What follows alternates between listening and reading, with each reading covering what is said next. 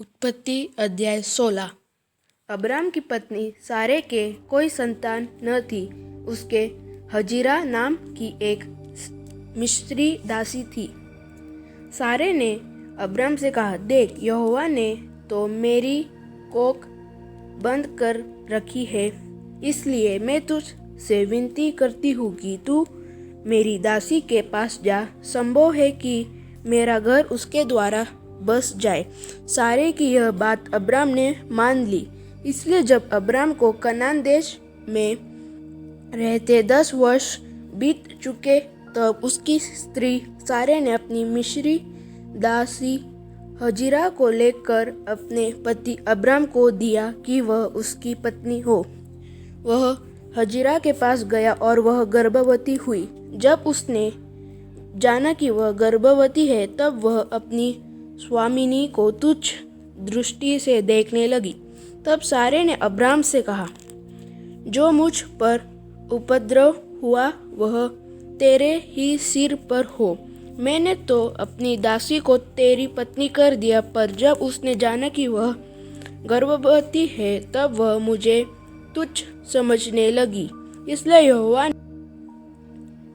मेरे और तेरे बीच में न्याय करे। अब्राम ने सारे से कहा, देख, तेरी दासी तेरे वश में है, जैसा तुझे भला लगे वैसा ही उसके साथ कर। तब सारे उसको दुख देने लगी और वह उसके सामने से भाग गई। तब यहोवा के दूत ने उसको जंगल में शूर के मार्ग पर जल के एक सोते के पास पाकर कहा, हे सारे की दासी हजीरा, तू कहाँ से आती और कहाँ को जाती है?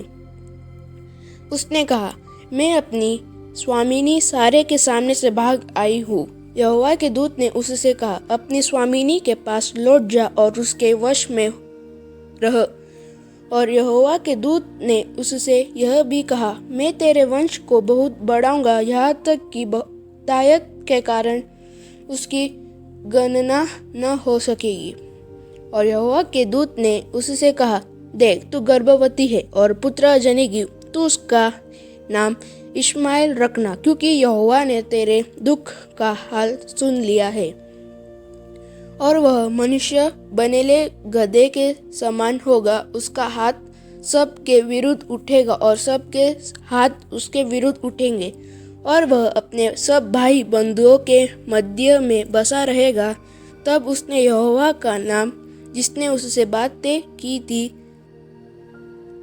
अताएल रोई रख कर कहा, क्या मैं यहाँ भी उसको जाते हुए देखने पाई और देखने के बाद भी जीवित रही? इस कारण उस कुएं का नाम लहरोई कुआं पड़ा।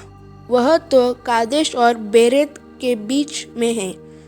हजीरा को अब्राम के द्वारा एक पुत्र हुआ, और अब्राम ने अपने पुत्र का नाम, जिसे हजीरा ने जन्म दिया था, इश्माएल रखा। जब हजीरा ने अब्राम के द्वारा इश्माएल को जन्म दिया, उस समय अब्राम 86 वर्ष का था। आमीन।